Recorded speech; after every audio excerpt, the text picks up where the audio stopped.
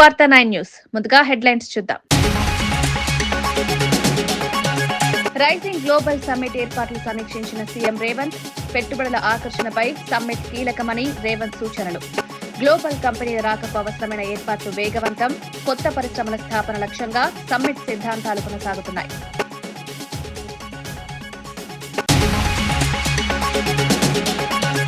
అరటి పంట బీమా పైసా చెల్లించలేదని జగన్పై విమర్శలు. 5 ఏళ్లుగా అరటి రైతులకు బీమా లేదని నేతల ఆరోపణలు.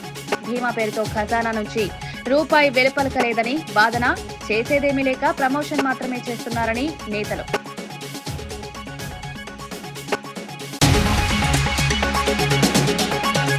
బీసీ రిజర్వేషన్ల అన్యాయం సరిచేయకపోతే ఎన్నికలు వాయిదా. కులగణనలో బీసీల జనాభా కృత్రిమంగా తగ్గించారని కవిత. ప్రతి పంచాయతీలో జనాభా వివరాలు వెంటనే విడుదల చేయాలి. బీసీలకు 42% రిజర్వేషన్ల వరకు పోరాటం కొనసాగుతోంది.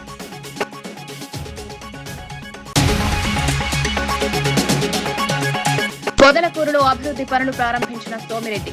తాగునీటి పథకాలకు శంకుస్థాపన చేసి ప్రజలకు హామీ. పీఏసీఎస్ భవన నిర్మాణంతో గ్రామాల అభివృద్ధికి ఊపిరి. ప్రతి ఇంటికి తాగునీరు చేరేలా చర్యలు కొనసాగుతున్నాయన్నమాట. తెలంగాణ రైజింగ్ గ్లోబల్ సమ్మిట్ 2025 ఏర్పాట్లపై ముఖ్యమంత్రి రేవంత్ రెడ్డి ఉన్నత స్థాయి సమీక్ష నిర్వహించారు. రాష్ట్ర అభివృద్ధి, పెట్టుబడుల ఆకర్షణ, కొత్త పరిశ్రమల స్థాపన వంటి అంశాల్లో సమ్మిట్ కీలక పాత్ర పోషించబోతోందని ఈ సమావేశంలో స్పష్టం చేశారు. అంతర్జాతీయ వ్యాపార ప్రతినిధులు, గ్లోబల్ కంపెనీలను హైదరాబాద్ కు తీసుకురావడానికి అవసరమైన ఏర్పాట్లు సమయానికి పూర్తి చేయాలని సంబంధిత శాఖలకు సూచించారు.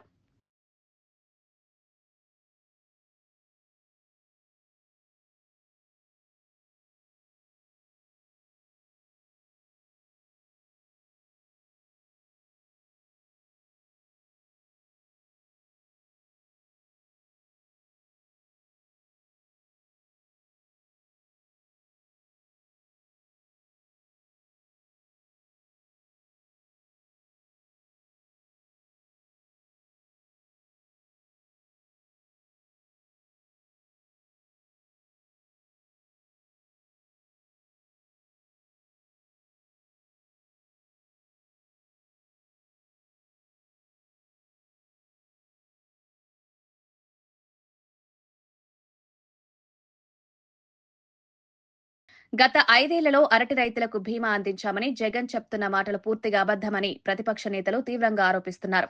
2019 నుంచి 24 వరకు రాష్ట్రంలో 1 ఎకరాకు కూడా అరటి పంట బీమా చెల్లించలేదనే వివరాలు స్పష్టంగా చెప్తున్నాయని పేర్కొన్నారు.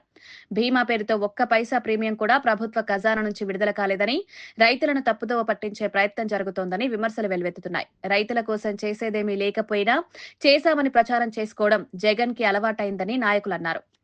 రైతుల సమస్యలు, ధరల స్థిరీకరణ నిధి అని నానా పెద్ద మాటలు మాట్లాడడం జరుగుతోంది. జగన్మోహన్ రెడ్డి గారు ఈ రోజు అరటి రైతులు ఇబ్బందులు పడుతున్నారు, అరటికి ధర లేక రైతులు అధోగతి పాలవుతున్నారని చెప్పి ఈ రోజు పులివెందుల నియోజకవర్గంలో ఆయన పర్యటించడం జరిగింది. ఈ సందర్భంగా జగన్మోహన్ రెడ్డి గారికి నేను సూటిగా ప్రశ్నిస్తా ఉన్నా, అరటి మొక్క నాటితే అరటి చెట్టు అవుతుందా, లేకపోతే విత్తనముతో అరటి చెట్టు మొలుస్తుందనే పరిజ్ఞానం కూడా లేని జగన్మోహన్ రెడ్డి ఈ రోజు అరటి రైతుల గురించి, అరటి రైతుల వ్యతల గురించి మాట్లాడుతున్నా అంటే రైతాంగమే సిగ్గుతో తలదించుకుంటా ఉంది. అంతేకాకుండా తను ముఖ్యమంత్రిగా ఉన్న కాలంలో రైతాంగానికి స్వర్ణయుగం అని చెప్పి మాట్లాడడం జరిగింది. ఈ సందర్భంగా సవాల్ చేస్తాన మరోసారి, నీవు 2019-24 మధ్య కాలంలో అరటి పంటకు బీమా కట్టినట్లు గాని, అరటి పంట నష్టపోయిన రైతాంగానికి పంటల బీమా చెల్లించినట్లు గాని నువ్వు చూపించగలిగితే నేను నా శాసనమండలి సభ్యత్వాన్ని కూడా రాజీనామా చేస్తా అని చెప్పి జగన్మోహన్ రెడ్డి గారిని సవాల్ చేస్తానా. ఈ సవాలుకు నీవు సిద్ధమా? 2019-24 మధ్య కాలంలో నువ్వు అరటి పంటకు పంటల బీమా చెల్లించినట్టు, రబీ పంటలకు పంటల బీమా చెల్లించినట్టు నువ్వు చూపించలేకపోతే నువ్వు నీ శాసనసభ్యత్వానికి రాజీనామా చేస్తావా జగన్మోహన్ రెడ్డి అని చెప్పి నేను సూటిగా సవాల్ చేస్తున్నా. 1 రూపాయి చెల్లించుకోకుండా రైతాంగాన్ని అన్యాయం చేసిన చరిత్ర నీది. అరటి పంట రబీ పంటల కిందకి వస్తుంది. రబీ పంటలకు సంబంధించి మొత్తం ఇన్సూరెన్స్ విధానాన్ని నువ్వు ఎత్తేసి రైతాంగాన్ని సర్వనాశనం చేసింది నువ్వు. ఈ రోజు రైతులకు బాధలు పడుతున్నారని చెప్పి మొసలి కన్నీరు కార్చడం ఎంతవరకు సవని మాట్లాడుతున్నా. ఇందిరమ్మ చీరల పంపిణీ అంశంపై బీఆర్ఎస్ నాయకులు చేస్తున్న దుష్ప్రచారం పూర్తిగా తగదని మంత్రి సీతక్క తీవ్రంగా మండిపడ్డారు. మహిళల కోసం ప్రభుత్వం చేపట్టిన మంచి కార్యక్రమాలను వక్రీకరించే ప్రయత్నం జరుగుతోందని ఆమె అన్నారు. రాష్ట్ర వ్యాప్తంగా పంపిణీ చేస్తున్న చీరల డిజైన్లను ప్రభుత్వమే నిర్ణయించలేదని, మహిళా సంఘాలు సూచించిన నమూనాల ఆధారంగానే వాటిని ఎంపిక చేసి పంపిణీ చేస్తున్నామని స్పష్టం చేశారు. మహిళల కోసం కాంగ్రెస్ ప్రభుత్వం చేపట్టిన ప్రతి చర్యను బీఆర్ఎస్ నాయకులు స్వీకరించలేకపోతున్నారని సీతక్క వ్యాఖ్యానించారు. సంతోషపడుతుంటే సహజంగానే మీకు తెలుసు, ఆడబిడ్డలు సంతోషపడితే మరి బీఆర్ఎస్ నాయకులు కల్వకుంట్ల కుటుంబం కళ్ళల్లో నిప్పులు పోసుకుంటుందని, అందుకనే మరి చీరలు బాగలేవని, లేదా ఎలక్షన్ల కోసమని, లేదా కొంతమందికే ఇస్తున్నారని ఏదేదో తప్పుడు కూతలు కూస్తున్నారు. అయ్యా, మీ చీరలు బాగున్నాయా, మేమిచ్చిన చీరలు బాగున్నాయో రాష్ట్రంలో ఉన్న ప్రతి మహిళకు అర్థమయ్యి గుండెలకు కత్తుకొని ఫోటోలు దిగి పెడతా ఉన్నారు. అది మీకు పాపం భయం అనిపిస్తుంది.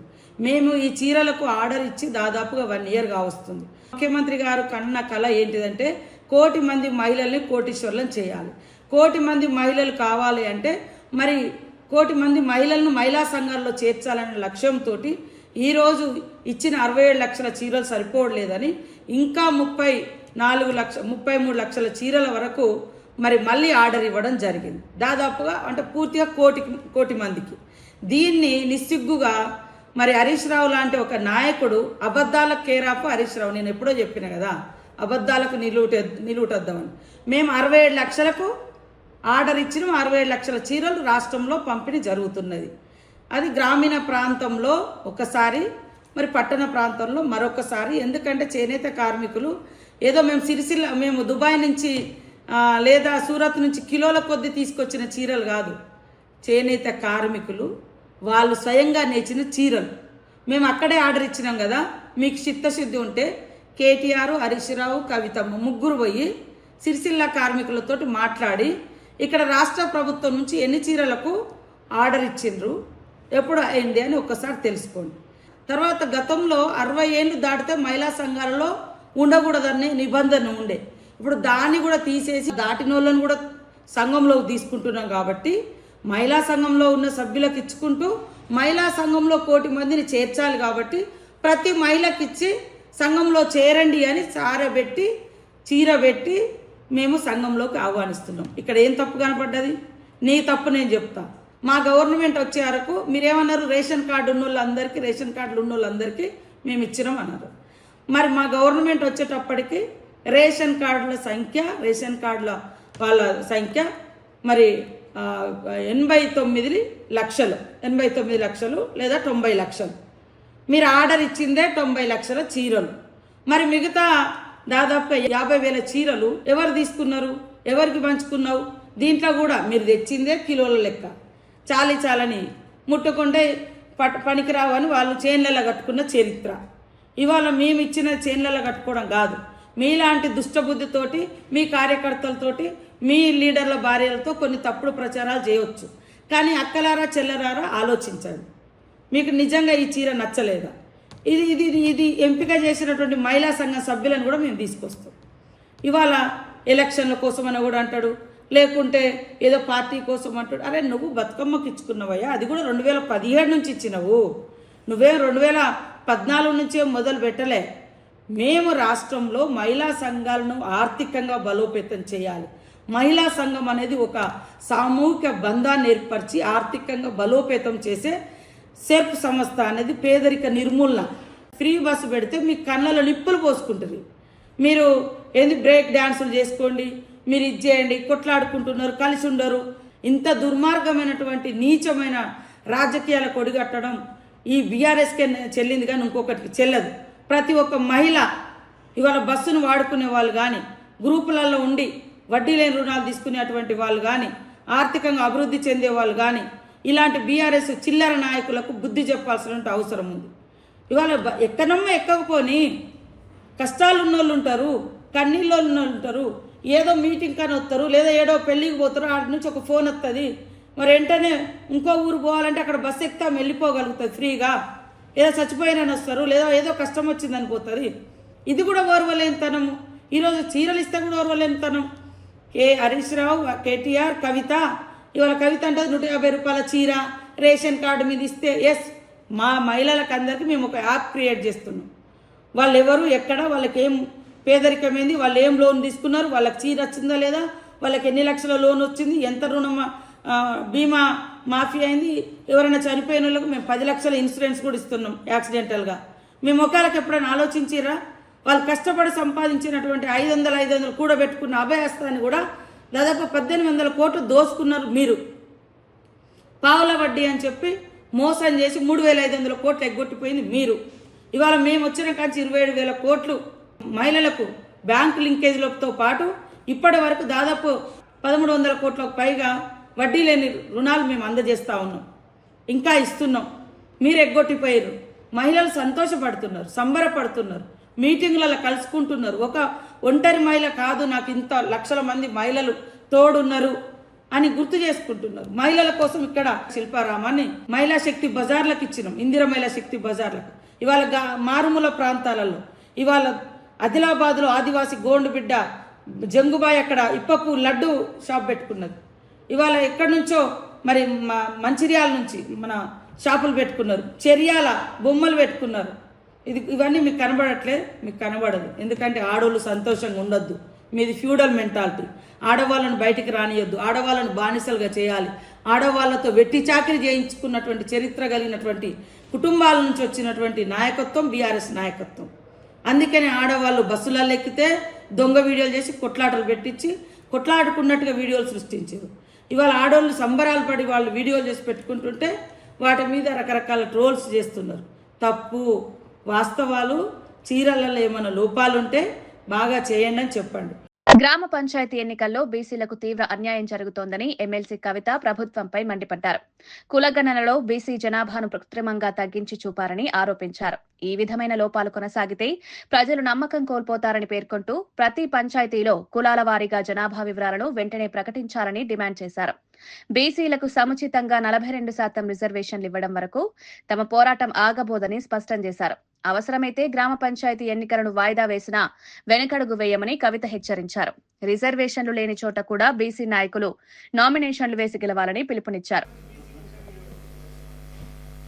బెస్ట్ బీసీ విల్ విన్ కదన్న, బీసీ గెలవాలి అంతే. ఇప్పుడు మహిళా రిజర్వేషన్ స్పిరిట్ కూడా అంతే కదా, అన్ని పార్టీలు మహిళలకు ఇవ్వాలి, బెస్ట్ మహిళ గెలుస్తుంది అంతే. బెస్ట్ బీసీ విల్ విన్, దాంట్లో పెద్ద టెన్షన్ ఏం లేదు. కానీ అల్టిమేట్గా బీసీలు గెలవాలి. ఈ బీసీలతోని ఆడుకుంటే బీసీలు ఏమన్నారులే అని ఏదైతే కాంగ్రెస్ పార్టీ అనుకుంటుందో కొద్దిగా మనం గట్టిగా బలంగా బుద్ధి చెప్పాల్సినటువంటి అవసరం ఉందని మాత్రం నేను బీసీ బిడ్డలందరూ కూడా పిలిపిస్తా ఉన్నాను.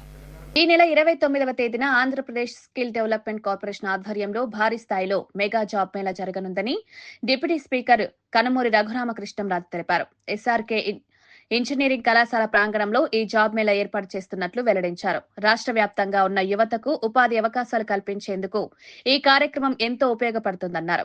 ఈ మేళాలో 3,000కు పైగా కంపెనీలు పాల్గొననున్నాయని, వివిధ రంగాల్లో ఉద్యోగ అవకాశాలు అందుబాటులో ఉంటాయని రఘురామరాజు తెలిపారు.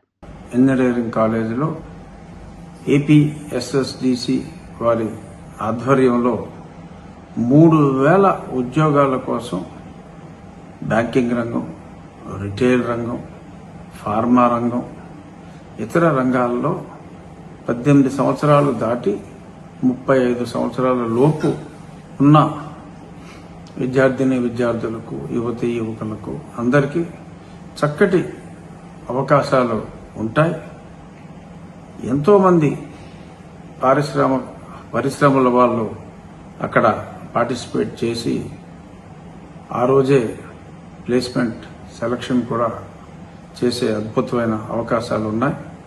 సో ఎస్ఆర్కేఆర్ కాలేజ్ వారి సౌజన్యంతో ఏర్పాటు చేస్తున్న ఈ చక్కటి అవకాశాన్ని అందరూ వినియోగించుకోవాలని చెప్పి కోరుకుంటున్నాను. తప్పకుండా ఆశావహులందరూ 29వ తారీఖు ఉదయం ఎస్ఆర్కేఆర్ ఇంజనీరింగ్ కాలేజ్కి రండి, ఉద్యోగాలు పొందండి. Thank you. TDP polit bureau సభ్యులు వర్ల రామయ్య మీడియా సమావేశంలో భూమన కరుణాకర్ రెడ్డిపై తీవ్రంగా విమర్శలు చేశారు. భూమన తరచూ చేస్తున్న బుకాయింపులు ప్రజాస్వామ్యానికి విరుద్ధమని, రాజకీయాల్లో బెదిరింపులకు స్థానం లేదని స్పష్టం చేశారు. తాను మాట్లాడితే భూమన భయపెట్టే ప్రయత్నం చేస్తున్నాడని, కానీ ఇలాంటి డ్రామాలతో తాను వెనక్కి తగ్గే ప్రసక్తి లేదని రామయ్య తెలిపారు. ఎన్టీఆర్ భవన్, అమరావతి నుండి ప్రత్యక్ష ప్రసారం జరిగిన ఈ సమావేశంలో రామయ్య ప్రభుత్వ వ్యవహారాలపై కూడా తీవ్ర స్థాయిలో స్పందించారు. ఇంకా కొంచెం లోతుగా వెళ్ళాలంటే శ్లేష్మంలో చిక్కుకున్న ఈగ, శ్లేష్మంలో చిక్కుకున్న ఈగ, లేదు ఇంకా లోతుకెళ్ళాలంటే సాలెగూడులో ఇరుక్కున్న పురుగులాగా ఉంది అతని పరిస్థితి. ఏమిటి వరలరామయ్య గారు కొత్తగా ఈ సామెతలు లేకుంటే ఈ ప్రాసలు చెబుతున్నారు అని మీరు అడిగితే, అతను నిన్న సిఐడి దర్యాప్తుకు వెళ్ళి బయటకు వచ్చిన తర్వాత అతను మాట్లాడిన తీరు నన్ను ఇలా మాట్లాడటానికి ప్రేరేపించింది. అతను కారణం తప్పితే నేను అతన్ని ఎలుకంటానికి, అతన్ని ఏగంటానికి, అతన్ని పురుగు అంటానికి అతనే కారణం అని చెప్పి నేను తెలియచేస్తున్నా, వేరే కాదు. అతనేమంటారు, నాకు ఈ పరకామణి కేసుకు ఉన్న సంబంధం భూమికి నక్షత్ర మండలానికి ఉన్నంత వ్యత్యాసం, అంటే సంబంధమే లేదంటాడు పాపం. అయినను పోయి రావాలి హస్తనికి అంటాడు. నైలు నది గురించి మాట్లాడతాడు, నైల్ నదిలో మొసళ్ళ గురించి మాట్లాడతారు. నైలు నదిలో మొసళ్ళ కంటే భూమన కరుణాకర్ రెడ్డి గారు, మీ ఇంట్లోనే ఎక్కువ మొసళ్ళు ఉన్నాయి, మీ ఇంట్లోనే ఎక్కువ మొసళ్ళు ఉన్నాయి. మొసళ్ళు అంటే నేను అడుగుతాను, కొన్ని ప్రశ్నలు చెప్పండి. సిఐడి మిమ్మల్ని అడిగారో లేదో నాకు తెలీదు, సిఐడి ఏం దర్యాప్తు చేస్తుందో మాకైతే తెలీదు. నువ్వు వేరే ఊహించుకోవచ్చు. మా లోకేష్ బాబు గారిని, మా బిఆర్ నాయుడు గారిని, వరలరామయ్యని, నన్ను, మా పట్టాభిని కలిపి ఏదో మాట్లాడావు. ఎన్ని మాట్లాడుకున్నా పర్లే, ఎందుకంటే నువ్వు కుర్తిలో పడ్డ ఎలకో కనుక అలాగే మాట్లాడతావు పాపం. నువ్వు శ్లేష్మంలో చిక్కుకున్న ఈగవు కనుక అలాగే మాట్లాడతావు, సాలెగూడులో చిక్కుకున్న పురుగు కనుక నువ్వు అలాగే మాట్లాడతావు. నేను ఒక్కటి అడుగుతానయ్యా, 14.5 crore ఖరీదైన ఆస్తులు ముద్దాయి దగ్గర నుంచి మీరు తీసుకున్నారు, దేవాలయానికి గిఫ్ట్గా డ్రామా ఆడి తీసుకున్నారు. ఆ గిఫ్ట్గా తీసుకున్నది మీ బోర్డ్ మీటింగ్లో టేబుల్ ఎజెండాగా పెట్టారు. సర్వనాల పత్రిక సార్, టేబుల్ ఎజెండాగా పెట్టారు. టేబుల్ ఎజెండాగా పెట్టింది దీని గురించి ఇంకా లోతుగా చేయాలి, లేదా వివరాలు కనుక నువ్వు రిజెక్ట్ ఎందుకు చేయలేదు? చైర్మన్ నువ్వే కదా, ఎందుకు రిజెక్ట్ చేయలేదు? ఏదో మొరటి సామెత ఉంటుంది, తాటి చెట్టు ఎందుకు ఎక్కేవారంటే ఏదో గేదె మేత కన్నా, గేదె మేత అక్కడ ఉంటుందా? నువ్వు ఎందుకు రిజెక్ట్ చేయలేదా? ఇన్ని పన్నాలు మంది నువ్వు మాట్లాడుతుంటే ఎలా ఉంటుందంటే ఏదో ఇతనికంటే సత్ప్రవర్తన కలిగిన వాడు, ఇంతకంటే మంచివాడు, ఇంతకంటే సత్పురుషుడు ఎవరు లేరు భూమి మీద అన్నట్లుగా మాట్లాడతాడు ఇతను. అతని భాష. టీటీడీ బోర్డు సభ్యుడు భానుప్రకాష్ రెడ్డి టీడీపీ నేత కరుణాకర్ రెడ్డిపై తీవ్రమైన విమర్శలు చేశారు. పరకామణి చోరీ కేసులో నిజాంశాలను వక్రీకరించాలని ప్రయత్నం జరిగిందని, దొంగను దాతగా మార్చి కేసును రాజీ చేయడంలో వైసీపీ నేతల ప్రమేయం స్పష్టంగా కనిపిస్తోందని ఆరోపించారు. ఇటువంటి పవిత్రమైన దేవస్థానంలో అక్రమాలను కప్పిపుచ్చడం భయంకరమన్నారు. కేసులో కీలక ఆధారాలైన రవికుమార్ విజువల్స్ తొలగించడంపై భానుప్రకాష్ రెడ్డి తీవ్రంగా ప్రశ్నించారు. అడిగితే పెట్టకథలు చెప్తారు, నైల్ నది అంటాడు, వర్షం చిరుకులు అంటాడు. అయ్యా బుద్ధుందా నీకు? పరకామణి అంశం గురించి మాట్లాడని చెప్పి సిబిసిఐడి అధికారులు పిలిస్తే నేను ఒకటి అడుగుతున్నా, నువ్వు ధర్మకర్తల మండలి ఎక్స్ అఫీషియో సభ్యుడిగా ఈ రెజల్యూషన్ లో థెఫ్ట్ ని గిఫ్ట్ గా చేసినప్పుడు, దొంగని దాతగా చేసినప్పుడు నువ్వెందుకు చవరాలు పెట్టావు? దీనికి సమాధానం చెప్పు కరుణాకర్ రెడ్డి. నాకు సంబంధం లేదు, నాకు సంబంధం లేని దాంట్లో వీళ్ళందరూ లోకేష్ బాబు వీళ్ళందరూ కలిసి నన్ను తగిలిస్తున్నారని చెప్పి ఒక అబద్దపు అసత్య ప్రచారం చేస్తావు. అసలు నువ్వు ఆ రోజు బోర్డు మీటింగ్ లో ఈ అజెండా టేబుల్ అజెండా కింద వచ్చినప్పుడు ఆ రవికుమార్ దొంగ దగ్గర నుంచి టీటీడీకి ఆస్తులు బదలాయించేటప్పుడు నువ్వు ఎందుకు సంతకం చేశావు? నేను నిప్పు నేను ఉప్పు అంటున్నావు కదా, ఆ రోజు ఎందుకు సంతకం చేశావు? దీని వెనకాల పూర్తిగా వైసీపీ నాయకుల హస్తం ఉంది. ఆ రోజు రాజీ చేసిన దాంట్లో టీటీడీలో ఉన్నట్టు కొందరు ఉన్నతాధికారుల దగ్గర నుంచి తాడిపల్లి ప్యాలెస్ లో ఉన్నట్టు కొందరు ఉన్నతాధికారుల వరకు, రాజకీయ నాయకుల వరకు దీంట్లో సంబంధం ఉంది. పరకామణి అంశం వదిలే ప్రసక్తే లేదు. ఖచ్చితంగా ఆఖరి పైసా శ్రీవారి ఖజానాకి జమ అయ్యేంత వరకు ఖచ్చితంగా దీని మీద మేము పోరాటం చేస్తూనే ఉంటాం. అంతేకాకుండా ఈ పరకామణి అంశంలో సీసీటీవీ ఫుటేజెస్, ముఖ్యమైనటువంటి ఆ రవికుమార్ దొంగలించేటప్పుడు ఆ సీసీటీవీ ఫుటేజెస్ ఎందుకు తొలగించబడ్డాయి? దానికి కూడా సమాధానం చెప్పాల్సిన బాధ్యత కరుణాకర్ రెడ్డి మీద ఉంది. ఆ రోజు విజిలెన్స్ ఇన్స్పెక్టర్ శివశంకర్ భక్తుల డబ్బులు దోచుకున్నారని చెప్పి విజిలెన్స్ రిపోర్ట్ ఇస్తే ఆయన మీద క్రిమినల్ యాక్షన్స్ తీసుకోకుండా ఎందుకు ఆయన్ని సొంత డిపార్ట్మెంట్ కి బదిలీ చేశారు? కొండ మీద 5 లడ్లు 10 లడ్లు బ్లాక్ లో అమ్మితే రిమాండ్ కి పంపించిన సందర్భాలు నీకు తెలియదా? అలాంటప్పుడు పరకామణి విషయంలో గాని మిగతా అంశాల్లో మీరు ఎందుకు చెట్టు కింద పంచాయతీ చేసి లోక్ అదాలత్లో పంచాయతీ చేసి అంతా మీరున్నటువంటి సమయంలోనే జరిగింది. కాబట్టి ఏదో మీరు ఏమి తెలీదు, మీరు నాటకాలు ఆడేది ఇవందరూ ప్రజలందరూ గమనిస్తున్నారు. మీ భాషా ప్రావీణ్యం గురించి ఏదైనా చెప్పుకోవాలంటే మీరు ఏదైనా సభలు పెట్టి చెప్పుకోండి, ఇది ఉన్న తప్పట్లు కొడతారేమో కానీ భగవంతుడి విషయంలో అడిగిన ప్రశ్నలకు మాత్రమే సమాధానం చెప్పండి. ఖచ్చితంగా పరకామనే అంశంలో రాబో రోజుల్లో ఎవరెవరు తప్పు చేశారో అందరినీ స్వామివారి ముందు, శ్రీవారి భక్తుల ముందు జైలుకి పంపించే రోజు దగ్గరలోనే ఉందని చెప్పి ఆ నిందితులందరినీ తీవ్రంగా హెచ్చరిస్తున్నాం. దేశంలో ఇప్పటి వరకు జరిగిన భూ కుంభకోణాల్లో హెచ్ఐఎల్టీపీ ప్రాజెక్టు అతిపెద్దదని బీజేపీ ఎమ్మెల్యే మహేశ్వర్ రెడ్డి తీవ్ర ఆరోపణలు చేశారు. తెలంగాణ ప్రజలకు చెందిన 1000 ఎకరాల భూములను అక్రమంగా ప్రైవేట్ వర్గాలకు అప్పగించే ప్రయత్నం జరుగుతోందన్నారు. ఈ భూముల విలువ లక్షల కోట్లలో ఉంటుందని, మొత్తం ప్రక్రియను రహస్యంగా నడిపించడం వెనుక భారీ అవినీతి ఉందని పేర్కొన్నారు. ఈ స్కామ్ లో ముఖ్యమంత్రి రేవంత్ రెడ్డి సహా అనేక మంది మంత్రులు ప్రత్యక్షంగా పాల్గొని మొత్తం 6 లక్షల కోట్ల విలువైన ప్రాజెక్టులో అబద్దపు కథనాలు సృష్టించి ప్రజలను తప్పుదోవ పట్టిస్తున్నారని మహేశ్వర్ రెడ్డి విమర్శించారు. రేవంత్ రెడ్డి ఆయన సహచర మంత్రులందరూ కలిసి ఈరోజు 6,29,000 కోట్ల రూపాయల దోపిడీకి తెరదీసినట్టు రుజువులతో సహా గత 2 రోజుల నుంచి భారతీయ జనతా పార్టీ చెప్తూ వస్తున్నది. దేశంలోనే అతిపెద్ద 9,292 ఎకరాల భూమిని దాదాపు 6,29,000 కోట్ల రూపాయల విలువైనటువంటి భూమిని కొల్లగొట్టడానికి ఒక రచన చేసి ఒక పథకం ప్రకారం జూబ్లీహిల్స్ ప్యాలెస్ కి చెందిన ముఖ్యమంత్రి రేవంత్ రెడ్డి తన జూబ్లీహిల్స్ ప్యాలెస్ లో కూర్చొని తన అన్యాయులతో కలిసి ఒక పథకం ప్రకారం ఈ భూమి కొల్లగొట్టడానికి ఒక పథకం వేసినట్టుగా కనపడతా ఉన్నది. హుజూర్ నగర్ అభివృద్ధిలో మరో కీలక అధ్యాయం మొదలైంది. 28 కోట్ల వ్యయంతో నిర్మించిన నూతన ఔటర్ రింగ్ రోడ్ను మంత్రి ఉత్తమ్ కుమార్ రెడ్డి ప్రారంభించారు. పట్టణానికి రవాణా సదుపాయాలు మెరుగుపడడంతో పాటు వాహన రద్దీ తగ్గడానికి ఈ రింగ్ రోడ్డు ఎంతో దోహదపడుతుందని మంత్రి తెలిపారు.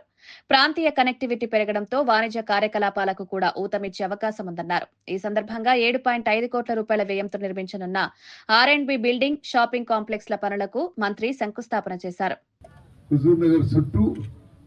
రింగ్ రోడ్డు నిర్మాణ పనులు పూర్తి కావడం నాకు ఎంతో సంతోషం, సంతృప్తి ఇస్తుందని చెప్పి మనం చేస్తున్నాం. ఈరోజు సర్పంచ్ ఎన్నికలు ప్రకటింపజేయగాని మున్సిపాలిటీలో కోడ్ ఉండదు కాబట్టి మున్సిపాలిటీకి పరిధిలో కొన్ని అభివృద్ధి కార్యక్రమాలు సమీక్ష చేయడం కానీ ప్రారంభోత్సవాలు, శంకుస్థాపనలు పెట్టుకున్నాం.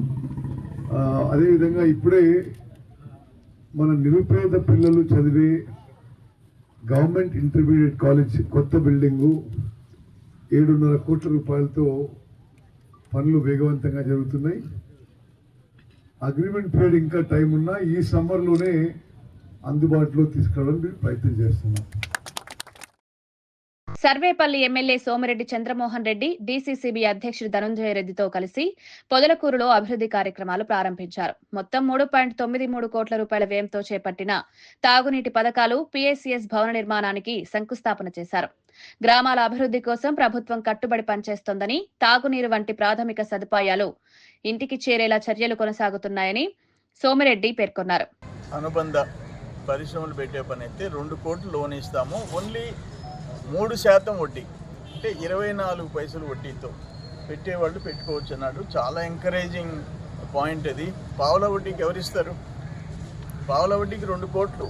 రైతులు ఎంతసేపు వ్యవసాయం అని కాకుండా ఇటువైపు కూడా చదువుకున్న పిల్లకాయలు medium and small and medium industrial unit పెట్టేదానికి ఆలోచన చేయాలి.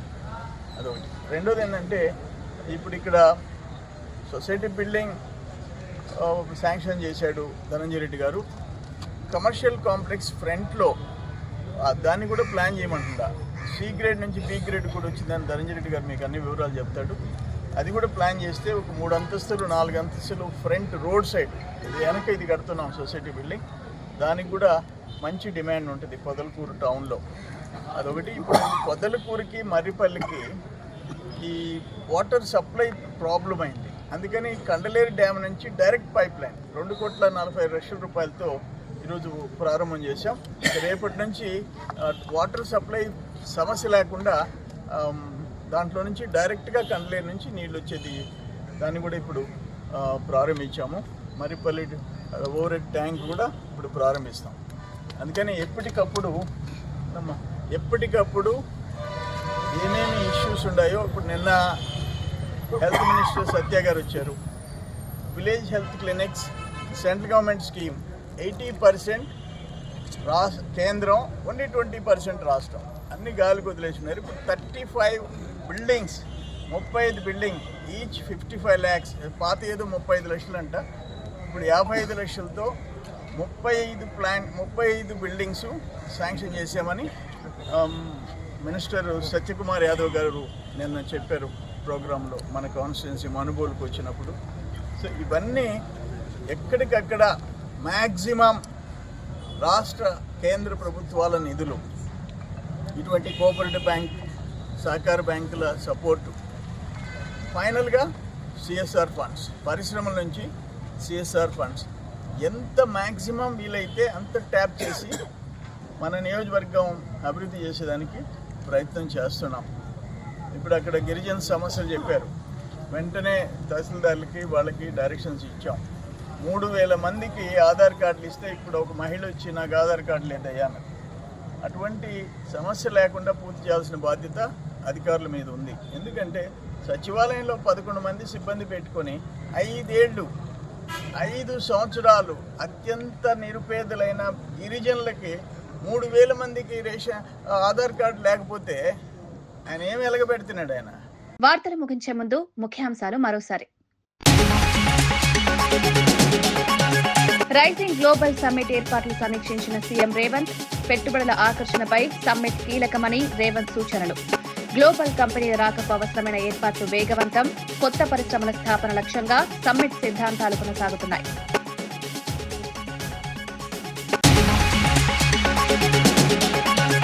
అరటి పంట బీమా పైసా చెల్లించలేదని జగన్పై విమర్శలు. 5 ఏళ్లుగా అరటి రైతులకు బీమా లేదని నేతల ఆరోపణలు. బీమా పేరుతో ఖజానా నుంచి రూపాయి వెలుపలకలేదని వాదన. చేసేదేమీ లేక ప్రమోషన్ మాత్రమే చేస్తున్నారని నేతలు.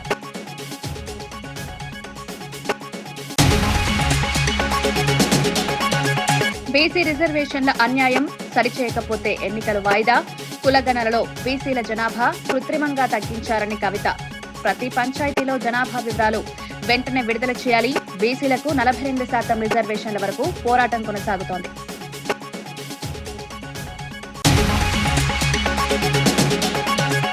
పొదలకూరులో అభివృద్ధి పనులు ప్రారంభించిన సోమిరెడ్డి. తాగునీటి పథకాలకు శంకుస్థాపన చేసి ప్రజలకు హామీ. పీఏసీఎస్ భవన నిర్మాణంతో గ్రామాల అభివృద్ధికి ఊపిరి.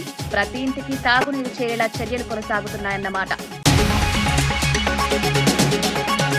ఇవి ఈనాటి వార్తా విశేషాలు. మరో బులెటిన్లో మళ్ళీ కలుద్దాం. నమస్కారం.